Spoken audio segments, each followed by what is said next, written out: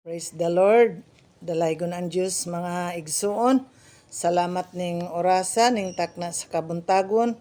Diyan makashare na usad ko sa inyo sa pulong sa Diyos nga nahisulat diri sa Bible mga igsuon. Gusto ko nga i-impart na ko ni sa inyo about the tithes and offering. Nagaingon ang iyang pulong sa Malakay 3:10 to 12. Ingon siya, Bring ye all the tithes into my storehouse, that there may be meat in mine house. Prove me now. The Bible declares that the Lord challenged us. Tungod kay siya, prove me now that I will be open you the windows of heaven and no rooms enough to receive it.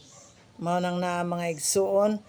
Ingon siya, and I will rebuke the devourer for your sake. O pag yung mga badlungon, ang mga lumalamon, ang mga insect, mga devastating mga creature for the sake kung magatuman ka sa iyang pulong mga igsuon. Glisod manggod kayo nato pa karon sa mga panahon karon mga igsuon, lisod kaayo tuhuan ang Malakay 3:10 kay tungod kay nabilong na siya sa Old Testament ug daghan man pong miingon nga wala na karon tungod kay New Testament na ang ato ang gibasihan. Dili gyud ka makaingon ana mga igsuon kay straight kaayo ang pulong sa Ginoo. Ang Ginoo sa Old Testament is the same God nga karong mga panahon na. Kung siya naa sa He is the same yesterday, today, and forever. Kung naghatag siya mga milagro kaniadto, labaw na karon tungod kay ato gina siyang gituhuan nga He is the same God today and forever. Ang Diyos nga naga-covenant sa mga great men in the Bible.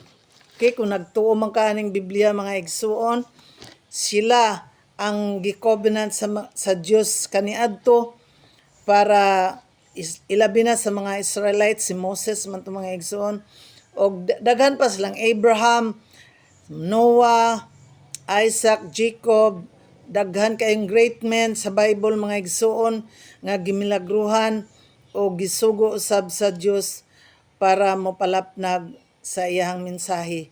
And today mga igsoon, ako sa ning i-discuss kaninyo ang tithes sa Malakay 3:10 tungod kay gahi ang mga kasing-kasing sa mga katawhan karon mga igsoon nga mohatag sa ilang 10% of their income.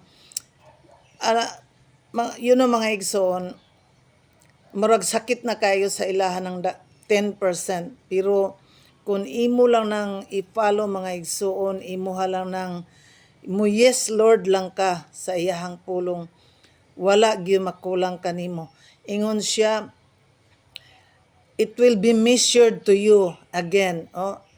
Sa New Testament mga igsoon nagaingon, give and it shall be given. Give man na. Lahi putong sa Malakay 3:10 mga igsoon tungod kay ingon gid siya nga bring, wala siya mag-ingon nga give, kundi bring, dala, naggisugotan niya nga ipadala ang iyahang para sa iyaha. Tung mga igsoon, kung nakabalo bitaw mo, di ba naghatag pud ta og para sa gobyerno, mao na atong mga taxes, mausad na mga igsoon nga maghatag pud ta og portion para sa ato ang Ginoo, para dunay makaon ang iyang balay. So ingon siya, bring ye all the tithes into my storehouse, so that there may be meat in mine house. Prove me now. Gi-challenge sa mga igsoon sa sugo sa Ginoo nga sulayi ako ninyo. Diba, I will open you the windows of heaven that no room enough to receive it. Di ba mo ma-challenge sa mga igsoon? Dili lang nato ingnon nga, grabe kadako. Kay kung dako tama ka mga igsoon, kay kung dako kag income, dako po ng 10% sa para sa Ginoo. Pero kung imuha lang ng sugton mga igsoon, gaan ang imong kasing-kasing nga mohatag ana para sa Ginoo.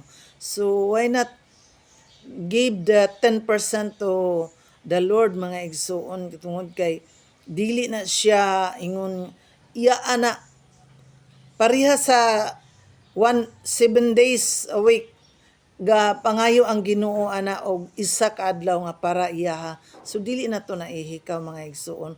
Pero naghisgot man ta karon og tithes and offering.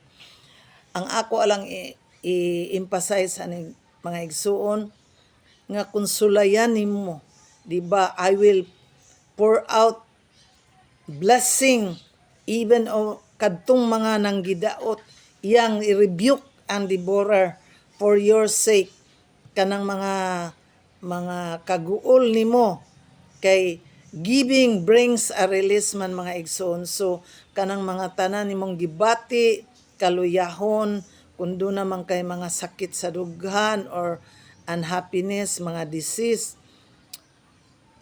iya ginang ipahigawas mga igsoon sa dihang mo hatag lang ka ug musugot ka sa iyahang ipabuhat diri kanato.